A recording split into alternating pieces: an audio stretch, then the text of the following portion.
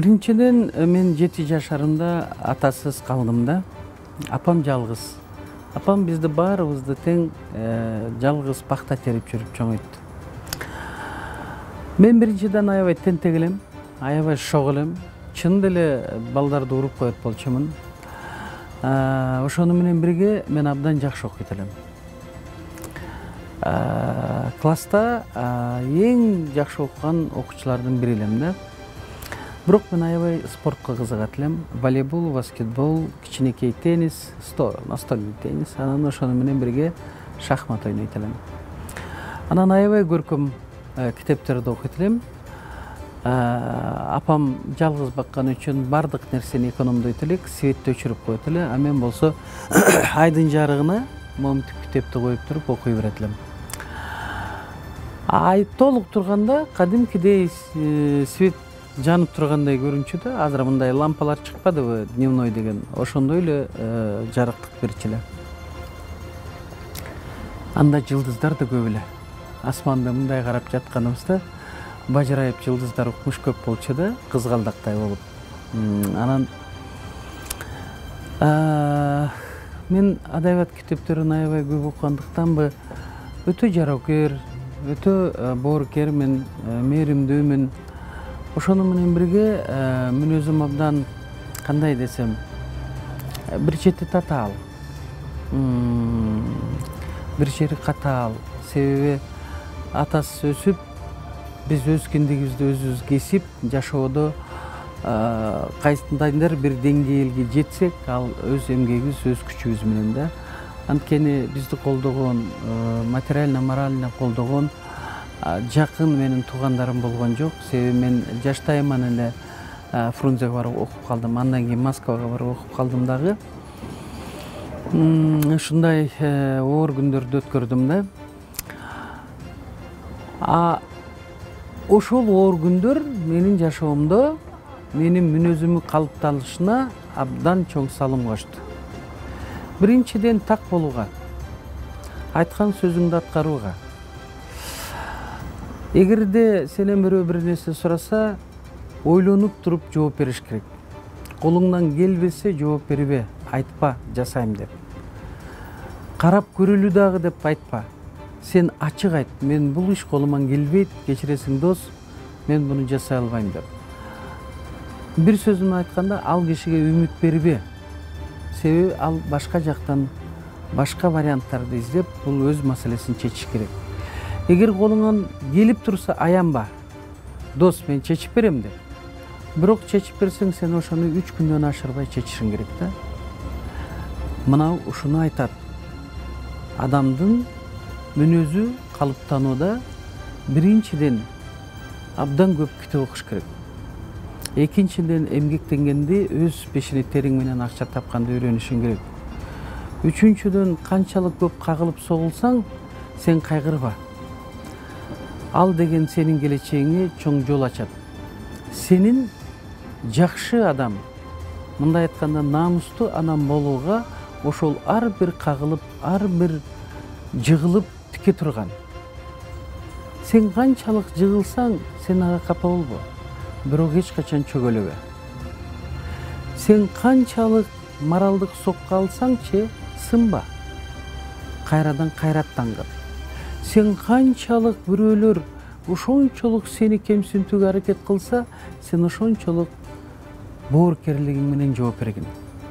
Себеби сен ошондой ташбоор адамды боорукер адам кылууга сен мындай айтканда күчүңдү, эмгегиңди жумша.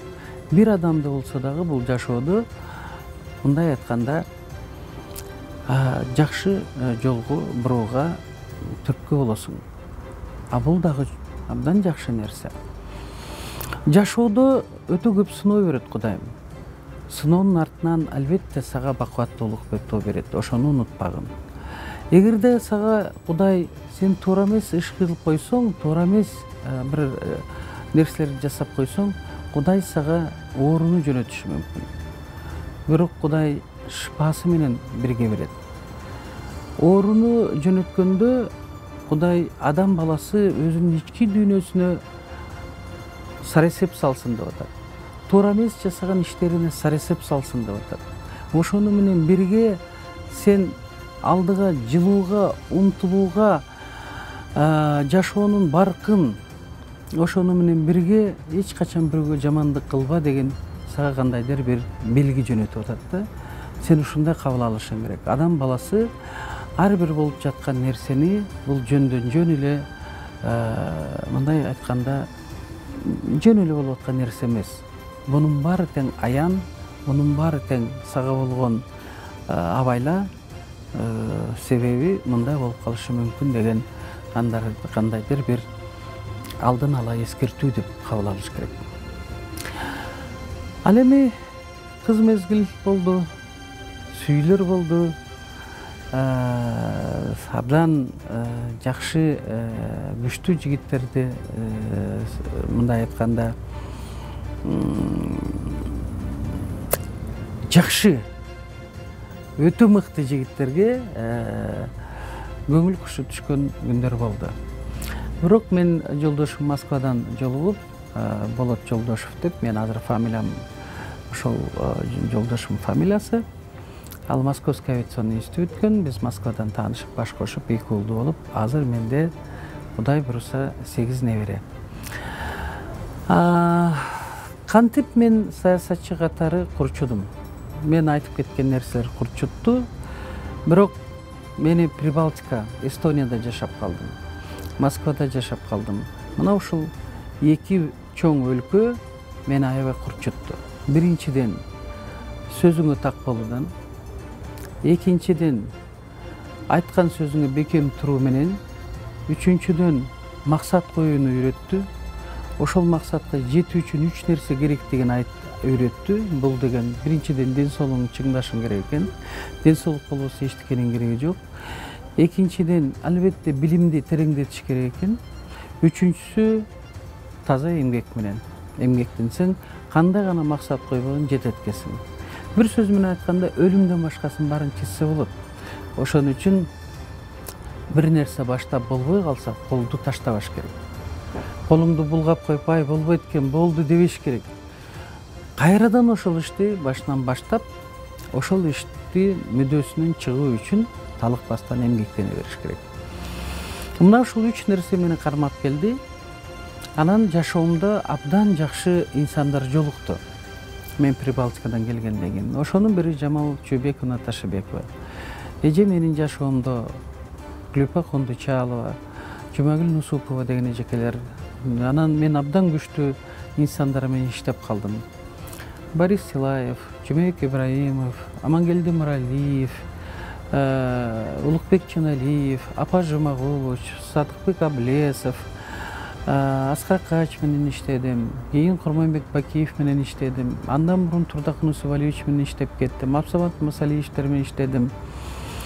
Кийин барып туруп, мына убактылуу өкмөт эми Отунбаеваны эске албаганда аз убакыт иштеп калды.